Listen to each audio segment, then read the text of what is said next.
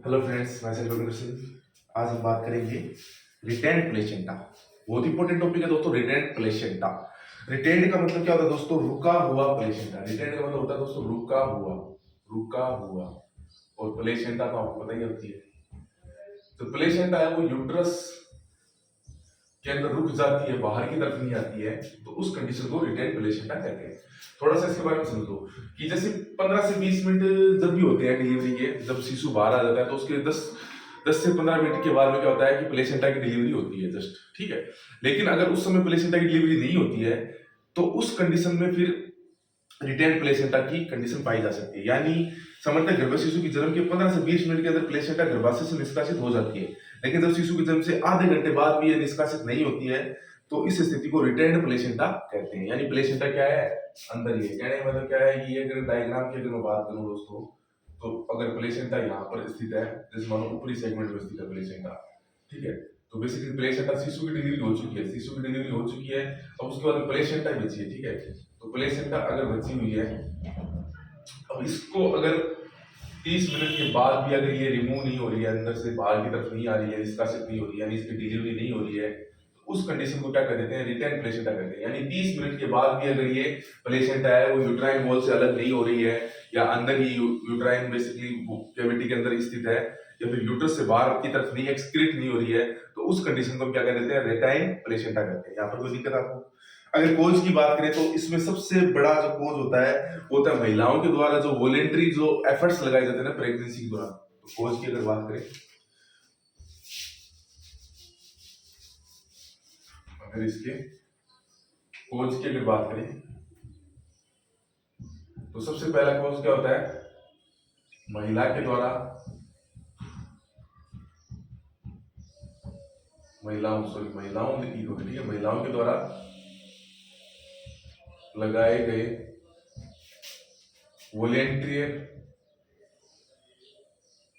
Action या effort में क्या होना? कमी होना। ये सबसे इंपॉर्टेंट कारण होता है कि महिलाएं होती हैं वो इतना ज्यादा एफर्ट करती ही नहीं है कि प्लेसेंटा है वो निष्कासित हो जाए, या कि वो बहुत जल्दी थक जाती हैं। तो ऐसी कंडीशन में प्लेसेंटा का निष्कासन कैसे होगा दोस्तों? दूसरी है यूट्राइन एटोनिसिटी।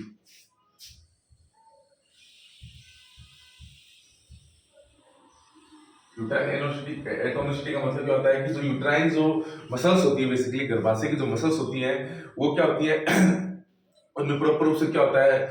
कॉन्ट्रैक्शन और संकुचन नहीं होता, और वो क्या हो जाती है? थक जाती है मसल्स, ठीक है। तो मसल्स जब थक जाती है तो उस कंडीशन को कहते हैं, तो यूट्राइन एटोनिसिटी कहते हैं। ये ठीक, यानी कहने मतलब कि यूट्राइन जो एटोनिसिटी मतलब क्या होता है? मसल्स है वो थक जाती है या प्रॉपर रूप से वर्क नहीं कर पाती है, मसल्स एफर्ट नहीं कर पाती है, उस कंडीशन को यूट्राइन एटोनिसिटी कहते हैं। तो इसके कारण क्या क्या है? सबसे पहला कारण है दोस्तों ग्रैंड मल्टीपेरा। सबसे बड़ा कारण क्या है इसका? Grand multipara. दूसरा इसका कारण पॉलीहाइड्रोमिलोज।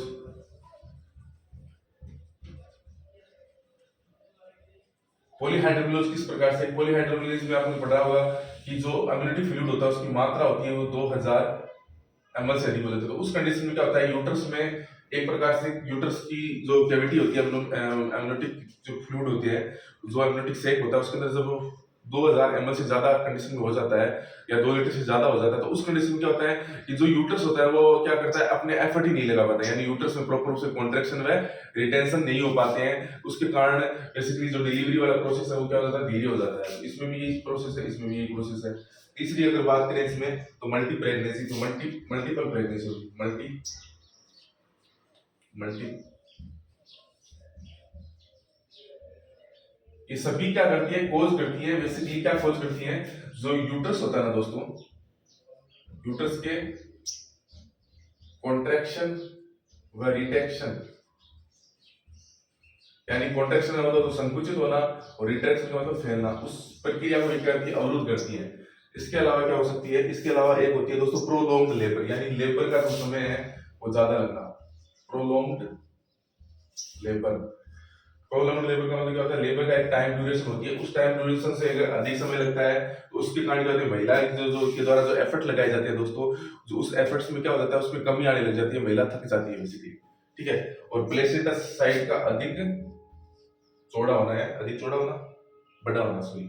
तो प्लेसेंटा जो साइड है उसका क्या होना दोस्तों, उसका बड़ा होना, ये भी एक कारण होता है बड़ा होना। प्लेसेंटा साइड का क्या होना दोस्तों, बड़ा होना, ये इंपॉर्टेंट कारण है। तो बेसिकली कोज क्या होते हैं, रिटेंड प्लेसेंटा की कोज क्या होते हैं, महिलाओं के द्वारा जो एफर्ट्स लगाए जाते हैं बेसिकली उनमें कमी होना, यूट्राइन एटोनिसिटी होना, यानी यूट्राइन जो मसल्स होती है उनमें प्रॉपर रूप से कॉन्ट्रैक्शन और इरिटेशन नहीं होता है। तो उस कारण क्या होता है, बेसिकली उसके कुछ कारण होते हैं, जैसे ग्रैंड मल्टीपेरा होती है, पॉलीहाइड्रोमिनोज होता है, मल्टी प्रेगनेंसी होती है, सॉरी मल्टीपल प्रेगनेंसी होती है, प्रोलॉन्ग लेबर होता है, और प्लेसेंटा साइड का बड़ा होना। प्लेसेंटा साइड अगर बड़ी होगी, ठीक है, तो उसके कारण भी उसमें उसको जल्दी उसमें क्या होगा, बेसिकली यूट्राइन जो कॉन्ट्रैक्शन उसको ज्यादा नहीं हो पाएगी उसके अंदर, ठीक है, कॉन्ट्रैक्शन इरिटेशन, तो इसके कारण उसमें भी प्रॉब्लम क्रिएट होगी, ठीक है।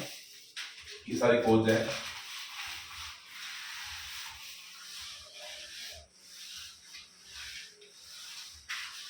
अब इसके कुछ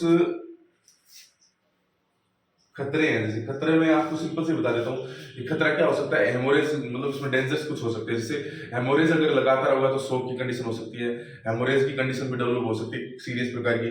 और इन जो बेसिकली जो सूतिका अवस्था का जो संक्रमण होता है, बेसिकली प्रेगनेंसी से लेकर जो 6 सप्ताह तक का जो समय होता है, सॉरी डिलीवरी से लेकर जो 6 सप्ताह तक का जो समय होता है उसको सूतिका अवस्था कहते हैं, और उसके दौरान कोई संक्रमण हो सकता है। तो ये कुछ जो सामान्य सी एक प्रॉब्लम्स होती हैं या डेंजर्स होते हैं जो हो सकते हैं। अब इसके बात करते हैं दोस्तों मैनेजमेंट।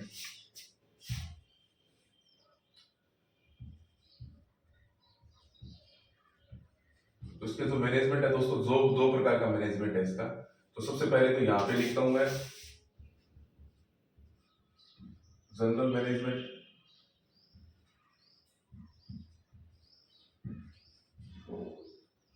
ठीक है, फर्स्ट तो है जनरल मैनेजमेंट, और दूसरा है दोस्तों एक्चुअल मैनेजमेंट,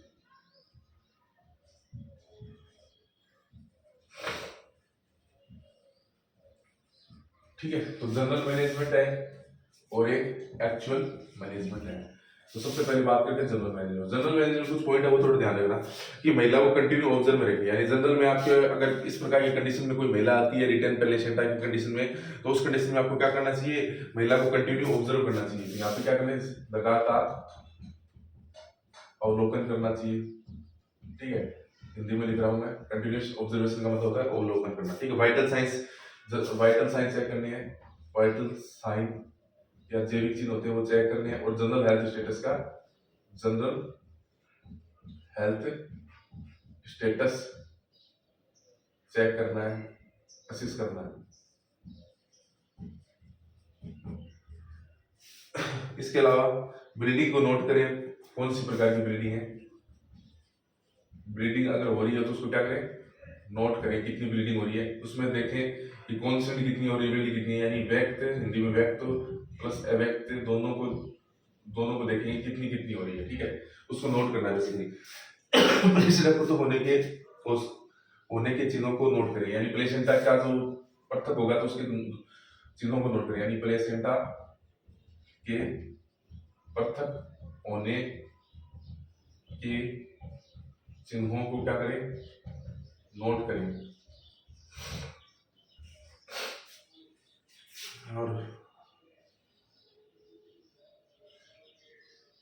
यदि मूत्रा से भरा हुआ हो तो उसको खाली करें कैथेटर की सहायता से, यानी यूरिनरी ब्लैडर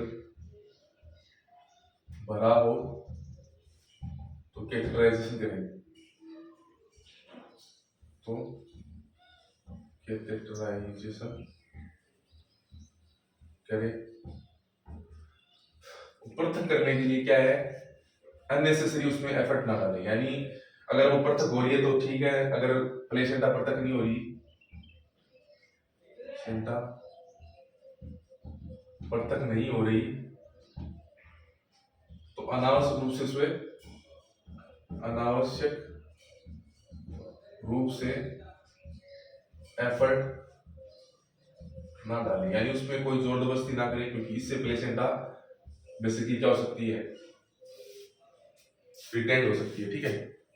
ये तो होता है दोस्तों मैनेजमेंट, जनरल मैनेजमेंट। अब बात करते हैं एक्चुअल मैनेजमेंट। एक्चुअल मैनेजमेंट में दोस्तों 3 स्थितियां होती हैं। फर्स्ट स्थिति, ठीक है, अब ये सेकंड स्थिति यहाँ पे लिख रहा हूँ मैं, और थर्ड स्थिति सॉरी यहाँ पे लिख रहा हूँ। ठीक है। स्थिति फर्स्ट की अगर बात करें तो इसमें क्या होता है, यदि प्लेसेंटा यूट्राइन वॉल से पृथक हो चुकी हो लेकिन अंदर ही रुकी हो, यानी प्लेसेंटा यूट्राइन वॉल से अलग हो गई, अलग हो गई, परंतु अंदर ही रुकी हुई है। तो एक सामान्य प्रकार की है भाई, प्लेसेंटा यूट्राइन वॉल से तो क्या हो चुकी है, पृथक हो चुकी है, लेकिन क्या हो चुकी है, यूट्राइन वॉल से पृथक हो चुकी है, लेकिन परंतु अंदर अंदर ही रुकी हुई है, यानी बाहर की तरफ नहीं आ रही। तो उस समय हमें कंट्रोल कोड ट्रैक्शन के द्वारा इस प्रक्रिया में हम क्या करेंगे, control control code control code correction traction के द्वारा प्लेसेंटा को निकालेंगे।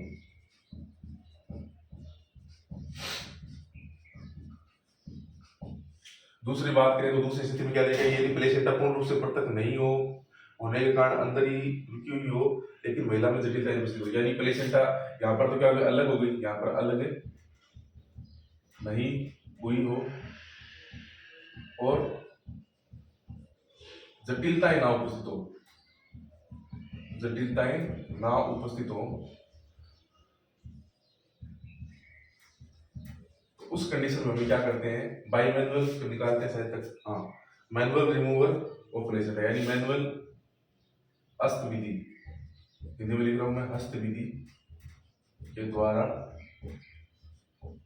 प्लेसेंटा को रिमूव करते हैं। ठीक है, हस्त विधि की द्वारा प्लेसेंटा को रिमूव करते हैं, क्योंकि इसमें क्या देगा, प्लेसेंटा को यूट्राइन वॉल से अलग नहीं हुई हो और साथ में उसमें क्या हो, कॉम्प्लिकेशन उपस्थित ना हो। अब यहाँ पे क्या है, कॉम्प्लिकेशन आ रही है, यहाँ पे क्या है, कॉम्प्लिकेशन है, कॉम्प्लिकेशन क्या है, उपस्थित है तीसरी कंडीशन में। और ये कंडीशन क्या है, अलग नहीं हुई है, अलग तो यहाँ पे भी नहीं हुई, यहाँ पे कॉम्प्लिकेशन नहीं थी, यहाँ पे कॉम्प्लिकेशन है थर्ड स्थिति में। तो पहले इसमें क्या करते हैं, कॉम्प्लिकेशन का उपचार करते हैं, कॉम्प्लिकेशन कोई भी है उसका ट्रीटमेंट करते हैं, उसके बाद में ये विधि, हस्त विधि के द्वारा उसका क्या करते हैं, प्लेसेंटा को रिमूव करते हैं। तो ये हो गया दो मैनेजमेंट आपके रिटेंड प्लेसेंटा का। अगर आपको उसमें कोई दिक्कत हो तो आप इसको नोट डाउन कर लीजिए। तो मैं आपको सबसे पहले बताता हूँ उसका जनरल मैनेजमेंट। तो जनरल मैनेजमेंट में क्या है दोस्तों, लगातार इसका ऑब्जर्वेशन करना है, वाइटल साइंस तथा जनरल हेल्थ स्टेटस है उसका असेस करना है, ब्लीडिंग नोट करनी है, यानी ब्लीडिंग कौन सी है, कॉन्स्टेंट है या फिर मतलब अव्यक्त प्रकार की, यानी वो दिख रही है हमें वेजाइना से आती हुई ब्लीडिंग, या फिर वो अंदर ही हो रही है, यानी उसके कारण फंडल हाइट इंक्रीज हो रही है। और प्लेसेंटा से पृथक होने के चिन्हों को क्या करेंगे, नोट करेंगे। प्लेसेंटा अगर पृथक होती है तो कौन कौन से चिन्ह होते हैं, उन सभी चिन्हों को नोट करेंगे। और यूरिनरी ब्लेंडर होता है, अगर भरा हुआ हो तो कैथेटराइजेशन का उपयोग करके उसको खाली करेंगे। प्लेसेंटा पृथक नहीं हो रही है तो उससे अनावश्यक रूप से कोई एफर्ट नहीं डालेंगे। ये तो होता है जनरल मैनेजमेंट। एक होता है एक्चुअल मैनेजमेंट, यानी एक्चुअल मैनेजमेंट क्या करेंगे, पहली स्थिति, इसमें तीन स्थितियां देखते हैं। पहली स्थिति में देखा है कि जो प्लेसेंटा है वो यूट्राइन वॉल से अलग हो गई हो परंतु अंदर ही रुकी हुई, यानी यूट्राइन वॉल से प्लेसेंटा अलग हो चुकी है लेकिन अंदर ही रुकी हुई है। तो उस कंडीशन में हम बेसिकली किसका यूज करेंगे, कंट्रोल्ड कोड ट्रैक्शन। एक विधि होती है जिसके अंदर बेसिकली एक हाथ का उपयोग करके एक हाथ से हम क्या कर सकते हैं, इंस्ट्रूमेंट की सहायता से उसको कोड को खींचते हैं, बेसिकली उसको कहते हैं कंट्रोल्ड कोड ट्रैक्शन। कोड को खींच के हम उसकी स्थिति का पता करते हैं कि प्लेसेंटा है वो एक्चुअल में कहाँ पर स्थित है और पृथक हो चुकी है या पृथक नहीं हुई है वहां से। ठीक है, ये देखेंगे। फिर उसके बाद सेकंड कंडीशन क्या है कि तो वो यूट्राइन जो वाल है उससे तो अलग नहीं हुई है, लेकिन उसमें कोई जटिलता ही नहीं है। तो हम इसमें हस्त विधि या बाई मैनुअल मेथड होता है उसके द्वारा हम क्या करेंगे, प्लेसेंटा को रिमूव करेंगे। ठीक है।